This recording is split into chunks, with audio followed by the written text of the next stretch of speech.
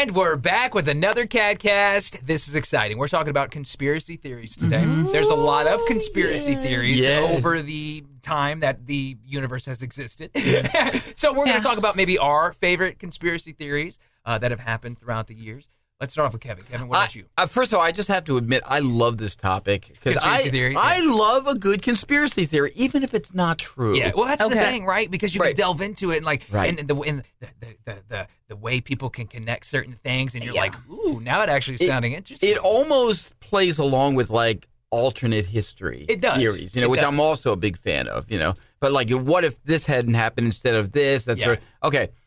I think my favorite right now, and I've talked a lot about this lately with other people, the JFK assassination. Yeah. Now, to me, this is almost more than a conspiracy theory, because I think to some degree there's evidence of this. Okay. And it's interesting, too, how President Trump is just releasing now all the JFK files. They've been, like, the last, I think it was like 3%, and I guess what's it called when it's blacked out? Redacted? Unredacted. Yeah. So we're supposedly going to find out everything. Wow. I don't know. We'll see.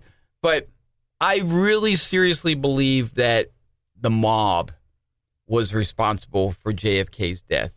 At least, if not directly, indirectly.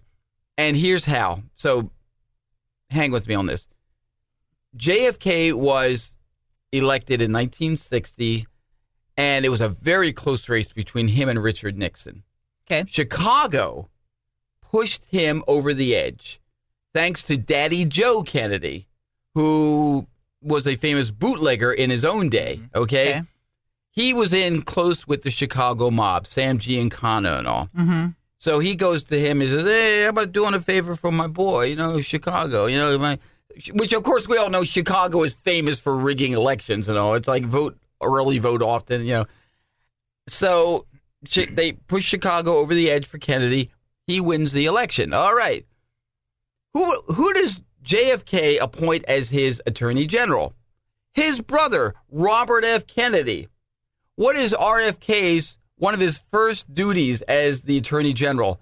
I'm going to investigate the mob influence in America. That was a mistake, because now the mob is like, hey, we just helped you. What do you mean, investigate the mob? And so I think that they decided to take out JFK as revenge. That's, and again, I don't know the whole Lee Harvey. I think Lee Harvey Oswald was probably a fall guy.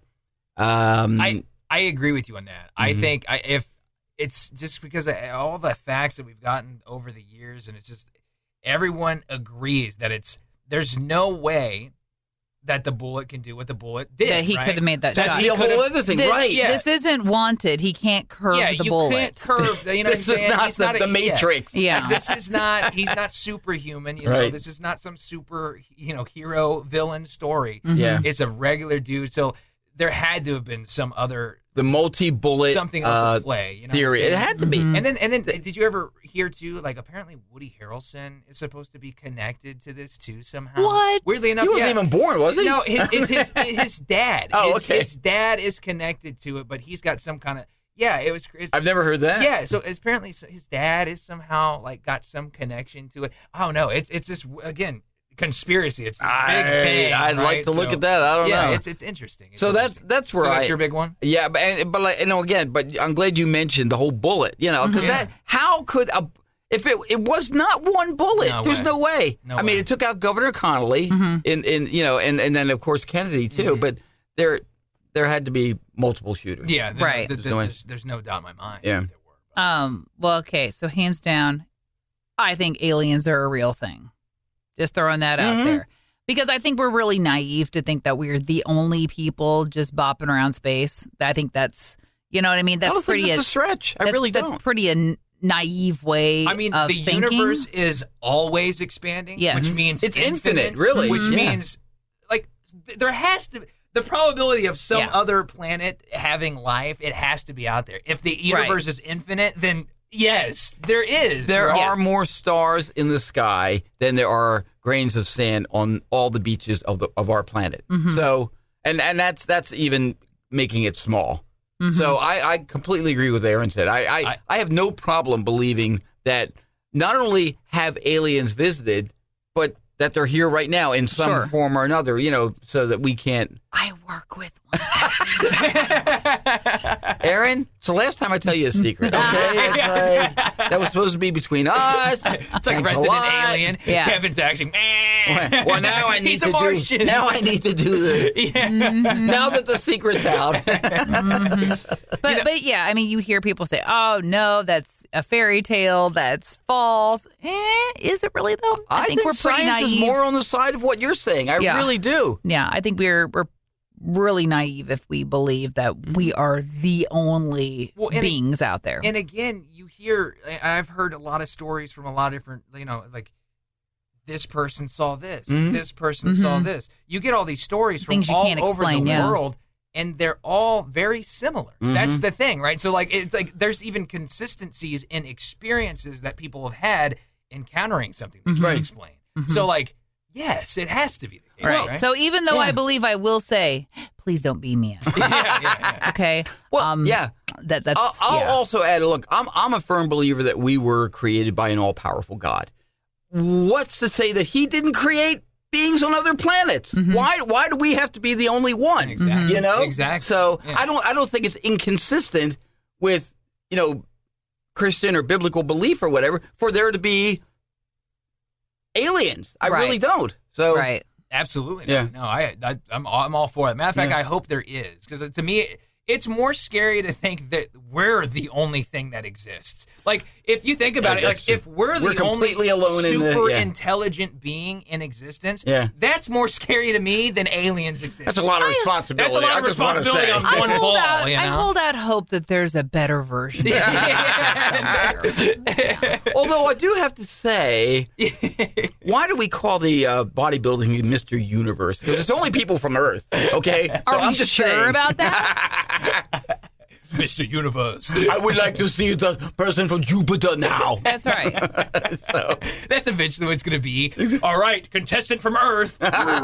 Contestant from Pluto. There's like 7 arms come out. Oh, okay, well, there you go. You win. All right. So for me, my conspiracy theory that I like the most, so I like the Loch Ness Monster. Okay? Yeah. That's mine. And more so because I kind of really like I'm a huge kind of Cthulhu guy. I kind of like the whole mysterious Cthulhu. Have you ever heard that? It's like this being. Isn't that the network on TV? No, it's like $7 a month or something. Hulu. Oh, sorry.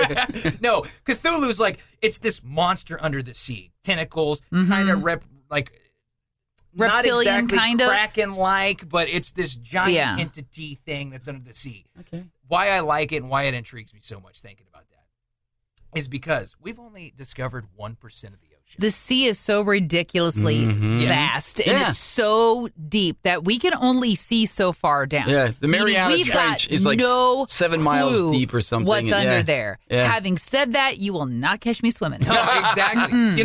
Anywhere that's can you imagine on the radio? They're like, we've never been where you're at. It's like, what do you mean you've never? Right? You're in unexplored territory. We have no idea what's there, and we can't reach you. And the last thing you want to be is in a scuba gear, and all of a sudden you see, you're like, oh, something that's as big as the World Trade Center is looking at me. Like, what do you mean, dude? That freaks me out. Number one, I like the ocean. Never going to be in the middle of the ocean. Right. Okay. Never going to find me in the middle of the ocean. Which is why I bounce back and forth of I really want to be on a cruise, but See, now you and I, some bad thing happens. You and I are not going to be able to speak about a week before I leave for my cruise because you'll get my wheels going. She's like, I don't want to hear from you, Jordan. In fact, my friend, her daughter's turning 18, not this February, but next February, and she's already thinking about something that she wants to do special, and she threw out to all of us girls, "Hey, let's all go on a cruise." And one of my good friends texts me, and she's like, "Hey, are you going to go?" "I don't think I'm going to." And I'm like, "Yeah, if I can make it work." I said, "It's going to really hinge on when Radiothon is next year, but yeah, I'd like to." And she goes, "Well, I have this fear of being in large bodies of water." And I'm like, "I've known you. Like, you're my oldest friend. That's what a cruise is. I have known you for 42 years now. How has this not come up?" Like, I felt like a lousy friend at that moment because I'm like, I had no idea. Yeah. I had no clue. That is the epitome of a cruise. You're out in the middle of a large body of water. And that's just it. You know, I've never been on one. I don't know how I'm going to react. Yeah. I'm hoping I don't freak out once I'm fairly adventurous, so I think I'm going to be okay. You honestly, you probably won't even know you're on the water, to tell you the truth, unless you look out a window. Sometimes you barely do. That's exactly right. But I'm with you. The idea of the Loch Ness Monster and, oh, yes, they've taken sonar down there and they can't find anything and la, la, la. I think there's got to be some sort of channel or something that he can swim out so too. Have either to the of ocean you and swim back. Have either of you ever actually seen what we might call a clear or clear-ish picture of the Loch Ness Monster? No. I have not ever seen a actual clear-ish. Like I've seen like, you know, I mean, like the they're photos like or like the Bigfoot-ish videos pictures, of like, you know, where you see something and you're like, it catches a glimpse of something. A shadow almost. So here's the deal. Jordan and I and our families will take one for the team. Work should send us out there. We'll camp for a week or whatever. We're going to Scotland. and we'll see what we find. You know. Do you think they'd fall for that? No, I don't know. Again, you know, I do want to go on a cruise, but that's always in the back of my mind of thinking like, you know, it's like, what's actually out here? See, like sharks isn't what scare me. I want to know the creatures we don't know about. When you talk about the mysteries in the ocean, because I'm telling you, as somebody who grew up basically on the Atlantic Ocean in New Jersey, I mean, we were at the shore all the time, okay? And I've been in the beach a lot, and in the water, deep, up to my neck, chest.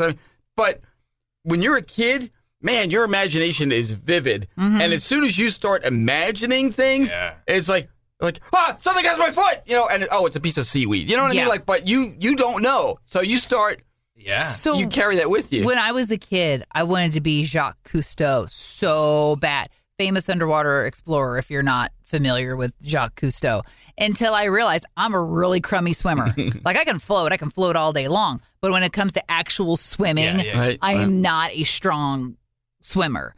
And I think because my brothers kind of put that fear into me because, you know, we grew up on a farm. We had a lake, we had a ponds and all this other stuff. And they would just willy-nilly sometimes just, you know, chuck me into something. Yeah.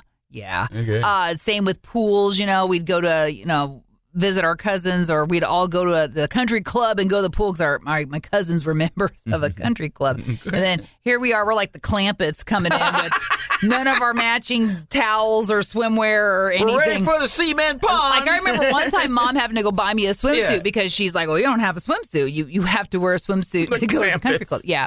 And, you know, they would dunk me under and all that. And I come up, you know, gasping for air like a banshee and stuff, you know. This explains so much, though. It really does. Yeah. And it's then, quite illuminating. And then I was probably maybe third or fourth grade before I realized I couldn't be Jacques Cousteau because I'm a terrible swimmer, and you got to kind of know how to swim, I believe, to scuba dive and all of that. Can you see a Jacques Cousteau narration?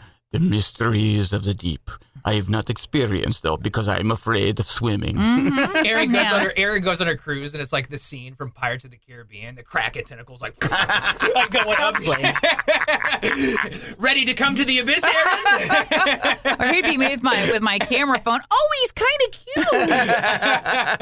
That is how I'm gonna. That's how I'm gonna go. I'm gonna go petting something I'm not supposed to. And you know, like the creepiest part too about like marine life is like, you know, everything looks so cool. I love the way jellyfish look. And squid, they're beautiful. And octopus. But then you're like it's like a alien looking creature. It's true. And then, but then the way that their mouth is like, you know, it's like all these tentacles and the tentacles move, and then you see this, you're like, there's their mouth. It's like something of a horror movie. There is sea life that lives so far below the surface. I mean, it's completely dark. It's pitch black. Light can't reach. They have no eyes. Yeah. Because that's how they've adapted. Developed.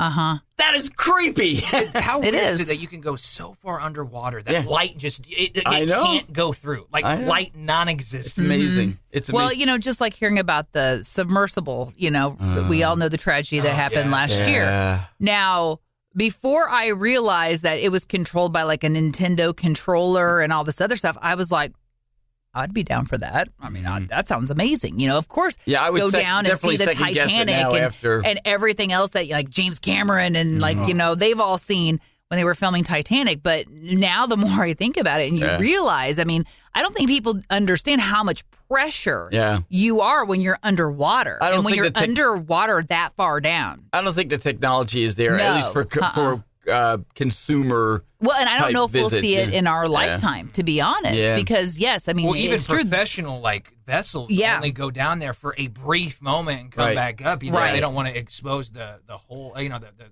machinery to all that. You know, Yeah. we're talking about conspiracy theories here today, and this is why I think this would go under that category, the Matrix. Mm-hmm. There are all kinds of theories that, you know what, this is all just Like an this is elaborate simulation? computer-generated thing. We're all just parts of a That one I don't vast game or computer thing. I'm not so down with that, but I find it interesting. Okay, first And then off, you look at it, supposedly deja vu is a glitch in the Matrix, and that wasn't supposed to happen. Okay, well, I deja vu all the time. You know what but, deja but vu here's, actually is, by the way? I know what it is. But hang on. But Hang here's, on to that. I wanna here's hear the that, deal. yes. Here's the deal. If this were the Matrix and this was all fake and I Yeah. was in some sort of computer game, why couldn't my avatar be better looking? Like, why? No, I'm serious. Why couldn't I be at a great body weight? And why couldn't I have perfect teeth? We And need why all couldn't types. I In have the great Matrix. hair and perfect skin? Like, if this is going to be some sort of computer generated, garbage or whatever, why couldn't I look to get as your good soul as other in the people body, do? it's like demon possession. You're just sit there, you're just existing, and then you're like, that looks like a body. And Probably. into this I'll tell you why, developing Eric. fetus. Because somewhere there's some 7-year-old named Wally playing this game. He goes, I want that head and give it that body. Okay, let's play. Because Wally's into jokes. That's what Wally's into. Wally's into jokes of nature. Thanks, Wally. All right, let me hear this deja vu. Oh, deja vu. Yeah. So what deja vu actually is it's so your brain actually thinks faster than you think. So your brain's always ahead of you.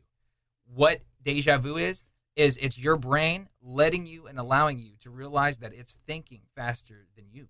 Oh, well, So- let me interrupt you. You mean your brain thinks faster than your senses? Than what your eyes Than are what seeing. you're- Than right. what your eyes can process, Right. your brain is already on to the next thing. Wow. So by the time it gets delivered to your brain, So when you're getting it Right. delivered to you, it's already happened. It's happened. we're talking before. split second. Split second, yeah. but it's already happened to your brain. But your brain is letting your conscious realize, this is. I've already processed this. Yeah. Which Because is we've which is all cool. experienced deja vu. Yeah. I mean, how many times, it's like, okay, I've had this exact conversation. Yeah. You know what I mean? Or how many times have you dreamed something That too. and then you go and it happens? It's part of the Matrix. I see? will never, ever forget as a freshman going to JC. I don't know why starting that school terrified me as a kid, but I remember we went to volleyball camp and all this stuff, and volleyball practice had started after volleyball camp. And but we had never actually gone around and, saw where our classes were and stuff. And we were supposed to have an older classman show us, after volleyball practice. Well, I missed that day. I can't remember if I had a doctor's appointment. I can't remember what was going on. That would be on brand. I probably had Probably. So anyway, the very first day of high school, I knew where I was going for every single class, even though my classes were all laid out, like all over the high school. I knew where I was going every single time. And it's like, how? I dreamed it the night before. That's crazy. Okay, Jordan, you have to tell the story of your dad and you in the Yeah, dream. I was Oh my funny God! enough, I don't know was if gonna you've go heard there. this, Aaron, but this is insane. Before that, I was actually going to say my buddy, and speaking of conspiracy theories, he has an idea. He thinks that everyone's connected on some plane when you sleep. So and for example, because no one can really explain why dreams happen. Like we think that dreams exist to teach our mind and get our mind ready for real life events. Or isn't it like you're still kind of processing something that maybe too. happened? That too, right? That maybe it didn't go the way you wanted. And your body is relaxed, so your brain can work more efficiently. It's your really mind process it. processing and interpreting what happened, right? And so it makes sense of those things for us. But my buddy thinks that when we all sleep, that we're all kind of connected in some way or another. And for example, and there might be some truth to that. My dad and I had a dream together. Like I was asleep, separate room. My dad was asleep, separate room. We had the same exact dream. Like I was explaining my dream the next day to him, and he just goes like pale white, and it's like I had the dream. I had the exact. Did he dream have it that night? He had it the same night. We had the same dream the same night. What happened in my dream happened in my dad's Are dream. you able to give details of the dream? You can remember. This was like I can't fully remember. It was a nightmare. I know. It was I can't remember. That's okay. That's okay. I just remember that we had the exact same experience in the dream, and like he even like when I was explaining the dream, he told me, oh yeah, and then this. It's like, yeah, no, he had the same dream as me. So there might be some. Is that insane? To that. So what would? Okay, so why reoccurring dreams then? Yeah, I've had reoccurring dreams. You know, growing up into adulthood. Have you had a reoccurring dream where like something happens and then like you're further into your dream? Like I've had episodic. Almost like it. Wow, no, that's cool. Kind of. Yeah, I've told you guys, and this we actually discussed this in another podcast. Another episode of this podcast, where I had the dream that I'm at my grandmother's house, and this cabinet she had. You open it up, and it was steps leading up, and I'm overlooking like this ninja training facility. I've told you guys about this, but it's like I've had it multiple times, and every time, I know I'm going to get caught if I stay there too long. But every time I have it, I watch a little longer because I'm fascinated by A, what they're doing, and B, why is this in my grandma's house? Yeah. Like, how is grandma so cool that she's got these awesome ninjas doing amazing things in, like this loft? Yeah. And I have experienced that a couple of times. I can't say it, excuse me. I can't say it's happened a lot, but I've had a dream and I wake up and I'm not like completely up and out of bed and everything, but I am definitely awake. And then I was like, okay, I'm going to go back to sleep. I'll go back to sleep. And I continue the dream. Part 2, baby. It's like, yeah. I'm back. Yeah. Okay. Now, where were we? Yeah. It's like, what am I watching? Is it Netflix in my head? Then my brain go, pause for a second. Yep, we're still good in the real world. Back it's Netflix, like, are you still watching? Yes. Yeah. Yes, I am. And sometimes it helps you I think that might be part of the reason why, for recurring dreams, that and a lot of us have the same type of dreams. Like, we've all had the school dream. Where, you're not ready for the semester. A lot of that deals with insecurity and not feeling confident and blah, blah, blah.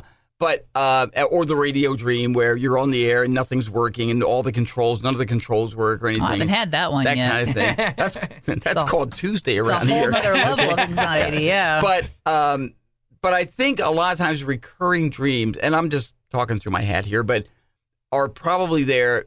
We're dreaming it again because it's still trying to resolve whatever it was that it's trying to teach us. That our brain is still, so we haven't quite gotten the lesson yet or whatever. So let's do it again, till we.